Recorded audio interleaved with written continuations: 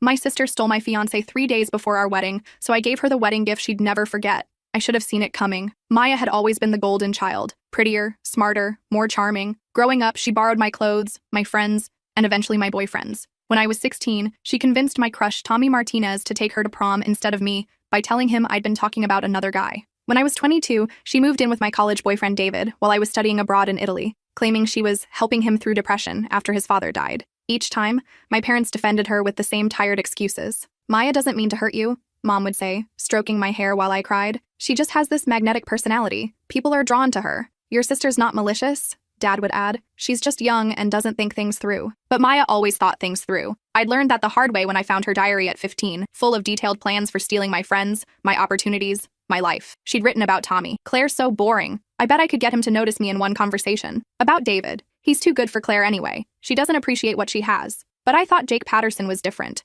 We'd been together for 4 years, engaged for 8 months. We'd met at a restaurant where I was waitressing to pay for nursing school, and he was working as a line cook with dreams bigger than his paycheck. Jake loved how I made him laugh during his worst kitchen disasters, scraping burned sauce off pans at 2 a.m. while he practiced new recipes. He loved how I supported his dreams of opening a restaurant, contributing my entire savings account, $23,000, to his business plan, when banks wouldn't give him a loan. He loved how I believed in him when his own family called him a failure for dropping out of college to attend culinary school. Jake had seen Maya manipulate men before. He'd been there during family dinners when she'd flirt shamelessly with my high school boyfriend Matt right in front of me, then claim she was just being friendly when I confronted her. He'd rolled his eyes at her wedding dress shopping commentary. Claire's so practical, but wouldn't something more form-fitting be better? You want Jake to be excited, not comfortable. He'd laughed when she'd accidentally spilled red wine on my engagement photos at last year's Christmas party, claiming the lighting made me look washed out and offering to retake them with her photographer friend. Your sister's exhausting, he'd told me after that party. I don't know how you put up with her constant drama. I'd defended Maya like always. She means well, she just doesn't have a filter. The rehearsal dinner was perfect. We'd rented the private dining room at Bella Vista, the restaurant where Jake and I had our first official date. 50 of our closest family and friends filled the space with laughter and champagne toasts. Jake squeezed my hand under the table while my father gave his speech about finding your person, about how proud he was to welcome Jake into our family, about how he'd watched Jake grow from a struggling cook into a man worthy of his daughter's love. Maya sat across from us, radiant in her sapphire bridesmaid dress that cost me $400, toasting our happiness with champagne and that smile I'd trusted my whole life. She'd insisted on sitting directly across from Jake, claiming it was the best spot for photos. Throughout dinner, she'd lean forward when Jake spoke, laugh just a little too loud at his jokes, touch his arm when making points about the wedding timeline. She's just excited for you, Jake had whispered when I noticed her behavior. Maya's always been dramatic. When it came time for the maid of honor speech, Maya stood with tears in her eyes, holding the microphone like she was addressing the United Nations. Claire has always been my role model, she'd said, her voice breaking with what seemed like genuine emotion. She's taught me about loyalty, about supporting the people you love no matter what. When Jake came into her life, I saw my sister transform into the happiest version of herself. Jake, you're getting someone who will fight for your dreams, who will stand by you through anything. Claire, you're getting someone who sees how incredible you are. She'd raised her glass with a trembling hand. To Claire and Jake, may you always choose each other first, no matter what challenges come your way. The room erupted in applause. Jake kissed my cheek, whispering, your sister really loves you. I'd felt guilty for ever doubting Maya's intentions. 2 nights later, I couldn't sleep. Wedding nerves, I thought. Our big day was in 18 hours. I'd already laid out my dress, a vintage-inspired A-line with hand-sewn pearls that my grandmother had worn in 1952. I'd confirmed the final head count with the caterer, 147 guests. Double-checked that the rings were safely tucked in Jake's best man's pocket, and made sure the photographer knew about the special shot of my parents' wedding rings next to ours. My phone was set with alarms every hour to remind me to drink water and eat something. At 5 a.m., I gave up on sleep and decided to surprise Jake with coffee at his apartment, our last morning as an unmarried couple. I'd picked up his favorite dark roast from the 24-hour diner and grabbed fresh bagels. My key turned in his lock like it had hundreds of times before, the same lock I'd helped him install when he'd moved into the 1-bedroom apartment above Mrs. Chen's flower shop. I found them in his bed, my sister, my fiancé,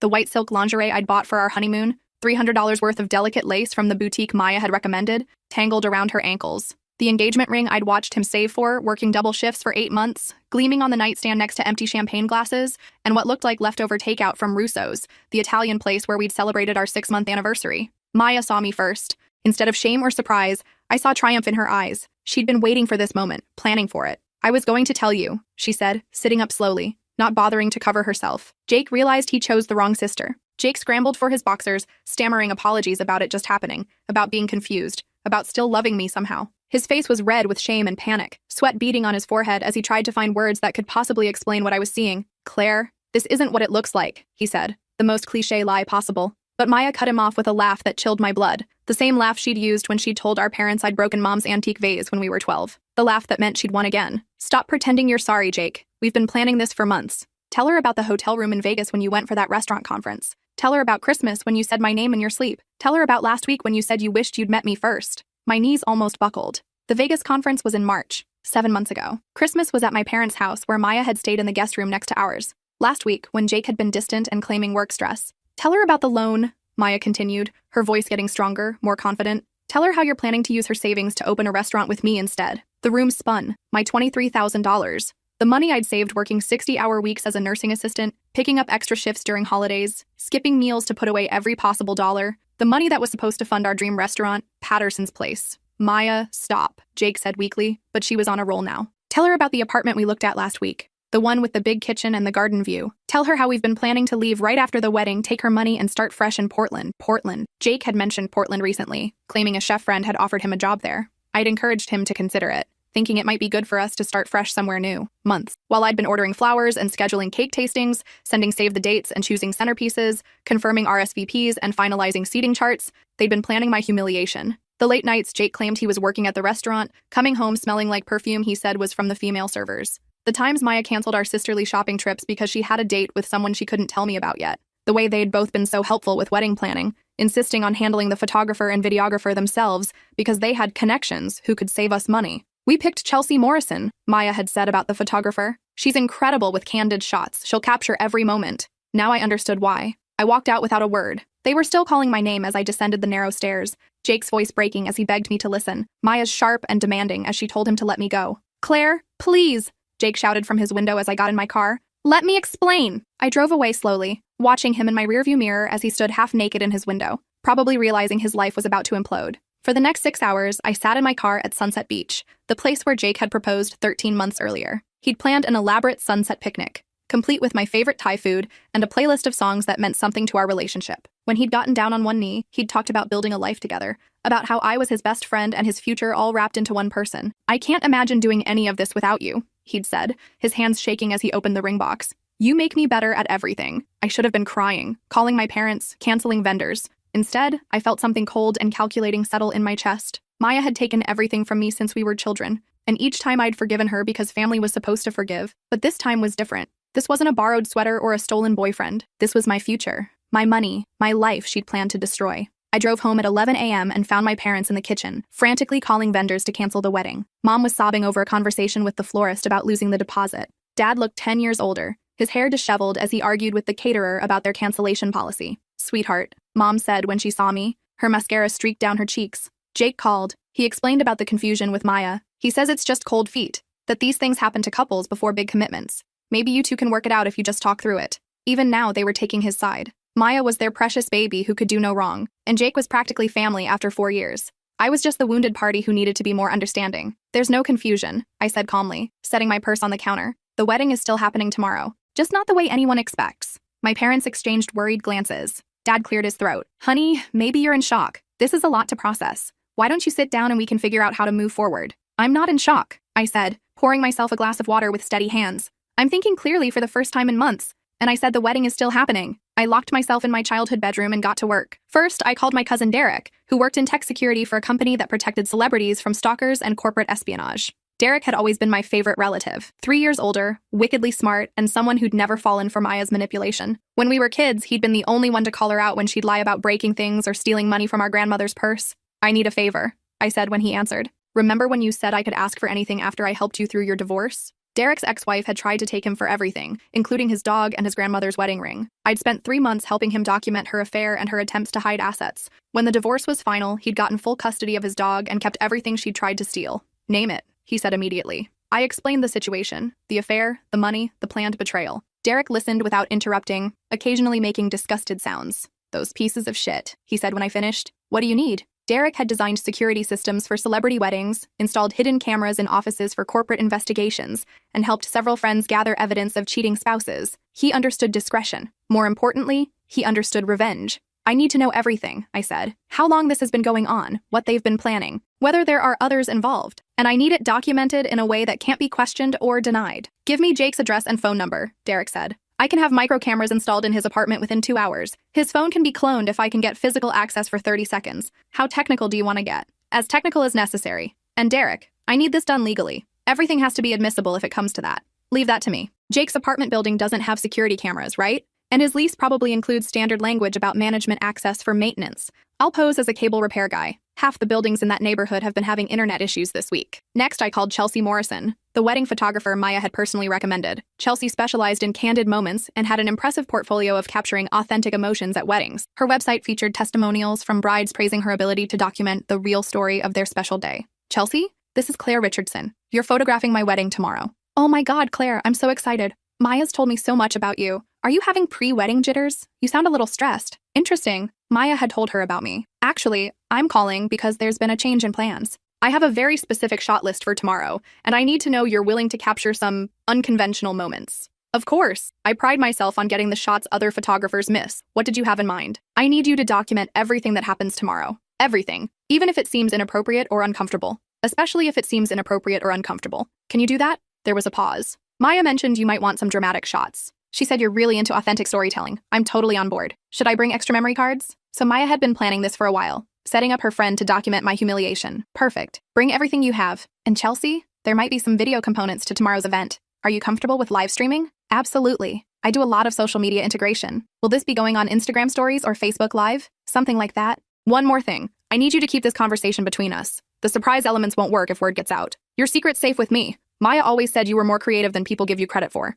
After I hung up, I sat staring at my phone. Maya had been planning this humiliation for months, setting up her photographer friend to capture my breakdown. She'd probably imagined viral videos of me sobbing at the altar, content that would follow me forever. Then I made the hardest call of all. Mrs. Patterson? I said when Jake's mother answered on the second ring. It's Claire. I have something important to tell you about tomorrow's wedding. Jake's mother, Patricia, had never liked Maya. She called her that manipulative little peacock after Maya had flirted shamelessly with Jake's married brother at our engagement party, complete with hair flipping and inappropriate touching while his wife was in the bathroom. Mrs. Patterson was old-school Baptist with strong opinions about moral behavior and women who threw themselves at taken men. What's wrong, dear? She asked, immediately picking up on my tone. You sound upset. I told her everything. About finding them together. About the months of lies. About how they'd planned to humiliate me at my own wedding and steal my savings. About the apartment in Portland and the restaurant they wanted to open with my money. The silence stretched so long I thought she'd hung up. I could hear her breathing, short and sharp, like she was trying to control herself. Those sinful children, she finally whispered, her voice shaking with rage. After everything you've done for that boy, after you supported him through culinary own save, after you when his own father called him a worthless. Jake's father had been particularly brutal during family dinners, constantly comparing Jake to his successful older brother who worked in finance. I'd spent countless evenings building Jake back up after his father tore him down. Mrs. Patterson, I have a plan, I said, but I need your help. Tell me what you need, sweetheart. That boy has been heading for a fall his whole life, and Maya's exactly the kind of woman who'll drag him straight to hell. Mrs. Patterson had been waiting 30 years to put someone like Maya in her place. She'd grown up in a small southern town, where women who stole other women's men were dealt with swiftly and publicly. She understood the value of a good, old-fashioned reckoning. I explained my plan. Mrs. Patterson listened, occasionally making approving sounds. You're sure this is legal? She asked when I finished. Derek's handling the technical aspects. Everything will be documented properly. And technically, I'm not doing anything except allowing the truth to come out at my own wedding. Good. Jake needs to learn that actions have consequences, and Maya needs to understand that not everyone will just roll over and let her take what she wants. There's one more thing, I said. I need you to make sure Jake shows up tomorrow. If he tries to run or cancel, this won't work. Oh, he'll be there, Mrs. Patterson said grimly. I'll make sure of it. That boy owes you an explanation in front of everyone who came to support your relationship. The least he can do is face the music. The morning of my wedding, I woke up at 6 a.m. feeling calmer than I had in months.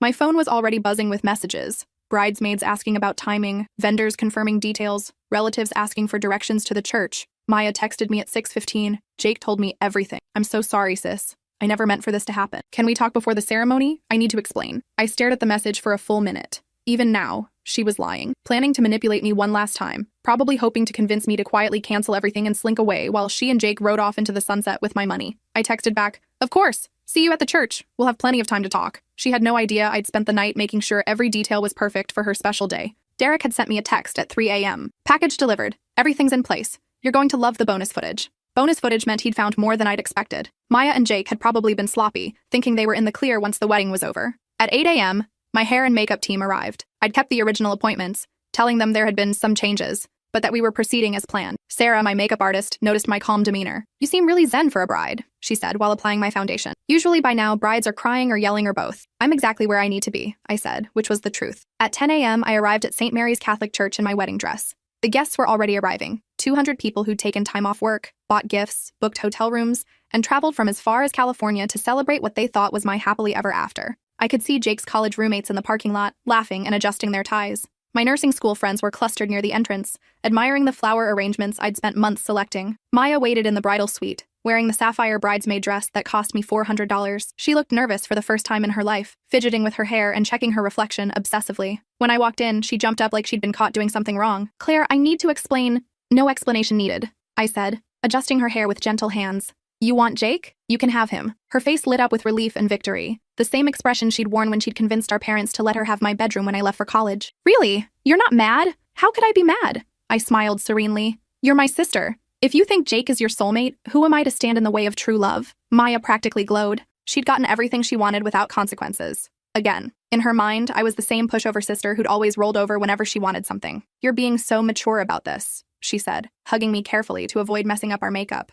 "I was worried you'd make a scene." "Me? Make a scene?" I laughed. "When have I ever made a scene?" "Never," she said quickly. "You've always been so reasonable. That's why Jake and I knew you'd understand eventually. There's just one tiny change to the ceremony," I said casually, helping her touch up her lipstick. "Since you two are so in love, I thought you should be the one to walk down the aisle today." Maya's eyes widened. "What do you mean?" "I've arranged for you to marry Jake instead. Right now. In front of everyone." The color drained from her face. "Claire, we can't just—" "Why not? You love him. He loves you. Everyone's already here. The flowers are paid for, the cake is ready, the photographer is set up, and I've arranged for a very special documentation of your big moment." I could see her mind racing. This wasn't how she'd planned to steal my fiancé. She wanted to do it slowly, carefully, making herself look like the innocent victim who'd been swept away by unexpected love. She wanted to be the tragic heroine of a romance novel, not the homewrecker who stole her sister's wedding. "But what will you tell everyone?" she asked weakly. "The truth," I said simply. "That my sister and my fiancé found their soulmate in each other. That I'm stepping aside for true love. That everyone should witness the beginning of your beautiful life together." Maya knew she was trapped. If she refused, she'd look like the manipulative homewrecker she was. If she accepted, she'd be married to Jake before she could think through the consequences. And backing out now would require explaining to 200 guests why she couldn't marry the man she'd been having an affair with for months. "Where is Jake?" she asked, her voice barely above a whisper. "Getting ready in the men's suite. He's so excited to marry you, Maya. He kept talking about how you're everything he ever wanted in a woman." That was a lie. Jake had spent the morning texting me frantically, begging to talk, promising it was all a mistake. He'd called 17 times between 6 and 8 a.m. before I'd blocked his number. I'd forwarded all his messages to Maya instead, along with a note. "Your groom seems nervous. Maybe you should comfort him." 20 minutes later, Maya stood at the back of St. Mary's in a hastily altered wedding dress borrowed from our cousin Jennifer, who was conveniently the same size and had brought her dress for photos. The congregation murmured in confusion as Pastor Williams stepped to the microphone. "Due to unexpected circumstances," Pastor Williams said carefully, reading from the script I'd given him, "we're celebrating the union of Jake Patterson and Maya Richardson today, instead of Claire Richardson and Jake Patterson." The murmurs grew louder.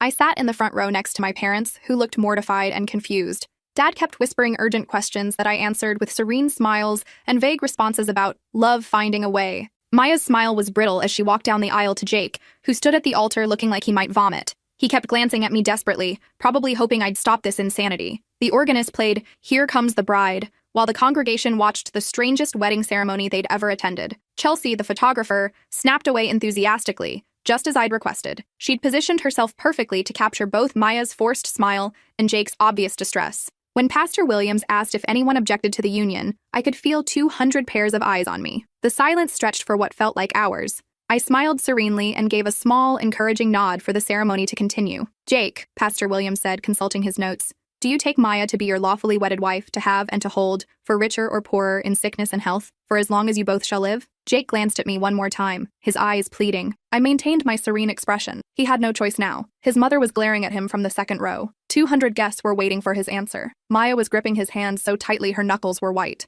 "I do," he croaked. "Maya, do you take Jake to be your lawfully wedded husband, to have and to hold, for richer or poorer, in sickness and health, for as long as you both shall live?" Maya hesitated for just a moment, probably realizing that "for richer or poorer" might not work out the way she'd planned, but she lifted her chin defiantly, putting on the performance of her life. "I do. You may kiss the bride." The kiss was awkward and brief, more of a peck than a passionate embrace. Chelsea captured it all, along with the uncomfortable expressions of the wedding party and the confused murmurs of the guests. During the cocktail hour, I played the perfect gracious sister. I moved through the crowd explaining that love had simply found a different path, that I was thrilled to see my sister and Jake together, that sometimes the universe had different plans than we did. "You're handling this so well," said Mrs. Chen, Jake's elderly neighbor, who'd known him since he moved into the apartment above her flower shop. "Most women would be devastated. Maya and Jake belong together," I said with a serene smile. "I can see that now. Sometimes it takes a dramatic moment to reveal the truth." Jake's college friends looked bewildered but went along with it. Maya's sorority sisters seemed impressed by what they saw as a romantic twist worthy of a reality TV show. The older relatives whispered among themselves,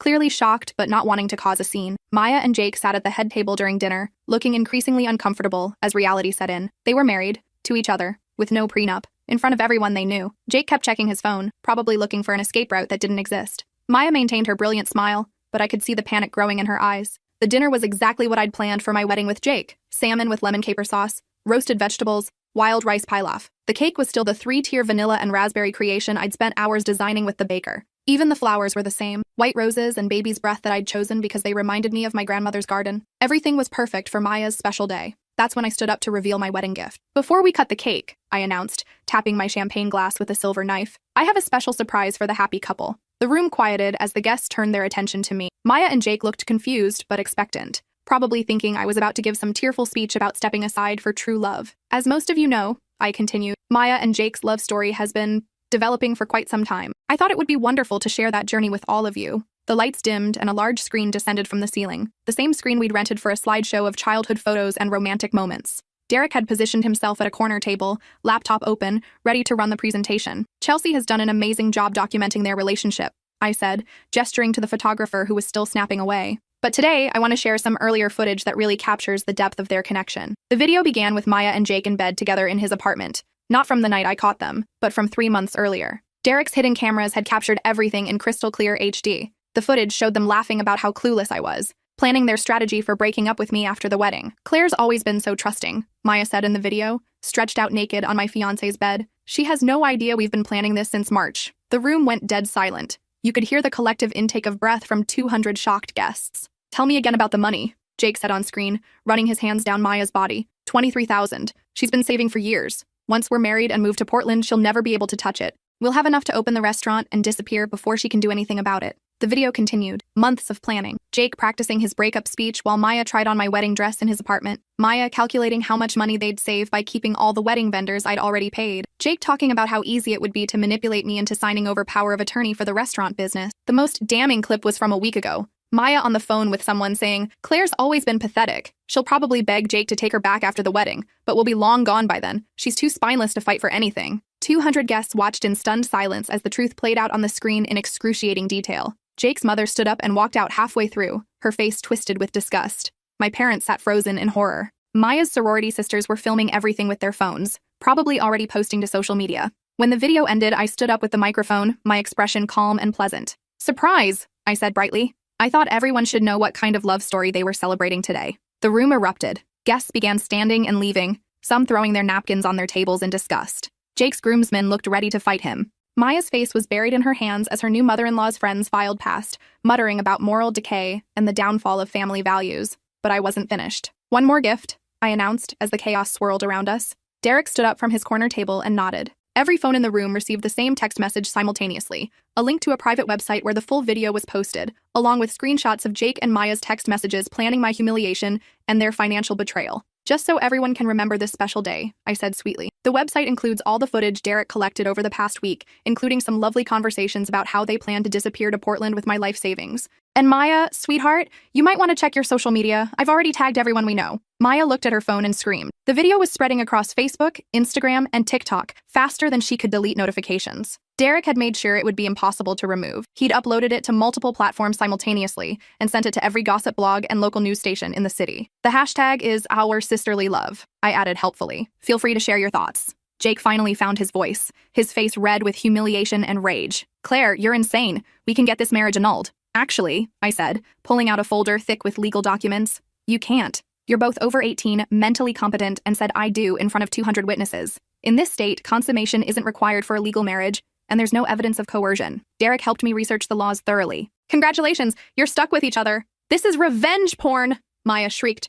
pointing at the screen where her naked image was still displayed. "I'll sue you." "Actually," Derek called out, standing up and addressing the room like he was giving a legal presentation. Everything was filmed in spaces where you had no expectation of privacy. Jake's apartment building lease specifically mentions security cameras in common areas due to recent break-ins. The building management company installed them legally after getting tenant consent. Jake signed the paperwork 3 months ago. Plus, the church ceremony was a public event that you both consented to have filmed. He held up official-looking documents. Everything is perfectly legal. I have the permits, the consent forms, and the legal opinions to prove it. Jake grabbed Maya's arm, his knuckles white with fury. We're leaving. Good idea, I said cheerfully. Your honeymoon suite at the Hilton is already paid for. Non-refundable, unfortunately. The penthouse package with champagne and rose petals. I thought you'd appreciate the irony. As they fled through the kitchen to avoid the angry guests and the photographers who'd started arriving after Derek's social media posts went viral, I heard Maya screaming at Jake about ruining her life. This is all your fault, she shrieked. You said she was stupid. You said she'd never fight back. You're the one who wanted to steal her money, Jake yelled back. You said it would be easy.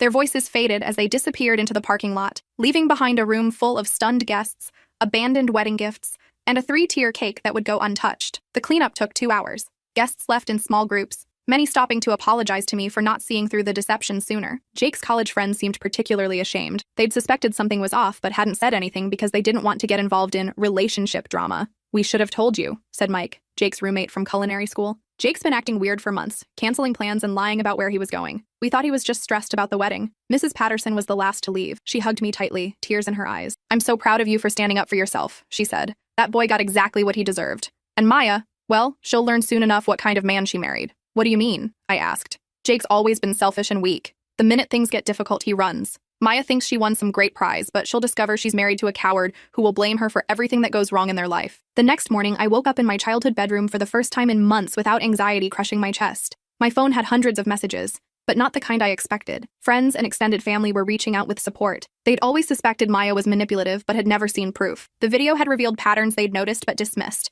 The way she'd undermine other women, the way she'd flirt with taken men, the way she'd always positioned herself as the victim while creating drama. I always knew something was off about Maya, texted my college roommate Jessica. Remember when she tried to convince me you were talking bad about me behind my back? Now I know she was just trying to isolate you from your friends. Jake's restaurant investors were pulling out after seeing the video. $150,000 in promised funding gone overnight. Maya's employer, a conservative law firm that specialized in family values, had fired her for moral turpitude and behavior inconsistent with the firm's Christian principles. The best message came from Jake's brother David. Thank God you dodged that bullet. Jake's been a selfish jerk since we were kids, and Maya's perfect for him. 2 narcissists deserve each other. Mom's never been happier to be wrong about someone. 3 months later, I got a text from Maya. I want a divorce. Jake's a nightmare and everyone treats us like pariahs. Please help me. I'll pay back the money. I screenshotted it and posted it on social media with the caption, "Some people never learn. P.S. What money? I never gave you any money." The comments were brutal. People who'd watched the wedding video had shared it with their friends, and it had gone viral beyond our local community. Maya and Jake had become internet famous as